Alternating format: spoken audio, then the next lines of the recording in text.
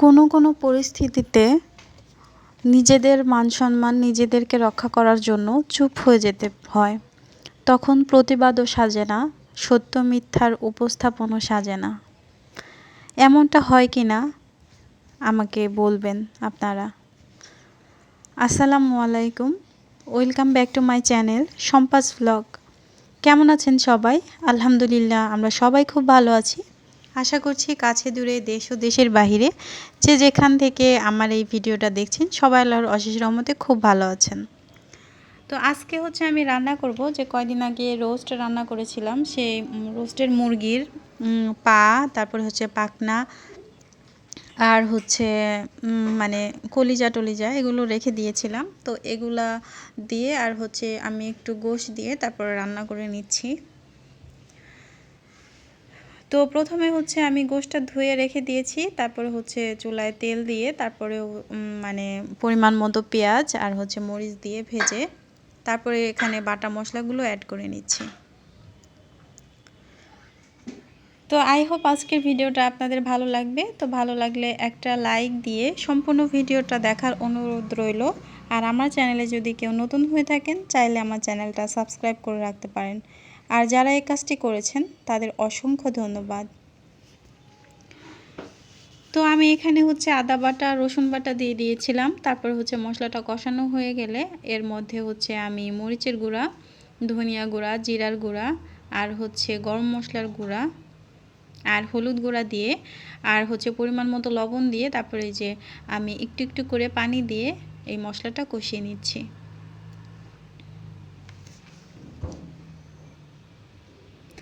তো যে কথা বলছিলাম যে কিছু কিছু সময় দেখা যায় যে সত্যির চেয়ে মিথ্যার শক্তিটা আসলে বেশি হয়ে যায়। মানে এটা যদিও ক্ষণিকের জন্য, মানে আপনি যতই সত্যি কথা বলার চেষ্টা করবেন দেখবেন মানুষ কিন্তু সেটা পছন্দ করছে না বা সেটা গ্রহণ করছে না। কারণ সত্য সবসময় কি হয়, তেতো হয়। আর যখন কেউ মিথ্যা বলে কথাটা বা কোনো একটা বিষয়টাকে মানে ঘুরিয়ে ফিরিয়ে রসালো করে তুলবে, তখন কিন্তু সেই জিনিসটা সবার কাছে অনেক গ্রহণযোগ্য হবে। তো এটাই বাস্তবতা, কিন্তু এটা কিন্তু ক্ষণিকের জন্য, একটা সময় পরে সত্যি যেটা সেটা আসলেই সবার সামনে আসে। তো যাই হোক, আমার মশলাটা কষানো হয়ে গেছে। এখন এই যে আমি যে মাংসটা ধুয়ে রেখেছিলাম তো সেটা এর মধ্যে দিয়ে দিচ্ছি। দিয়ে তারপরে আমি একটু একটু করে তারপরে কষিয়ে নেব।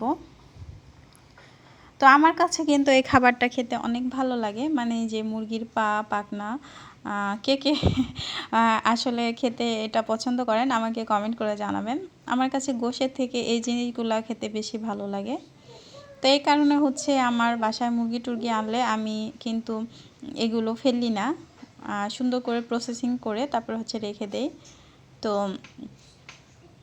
একটু কষ্ট হয় কিন্তু আসলে ভালো লাগে, পছন্দ করি, এই কারণেই আসলে কষ্টটা করতে হয়। তো এই তো আমার গোশটা কিন্তু ভুনা হচ্ছে।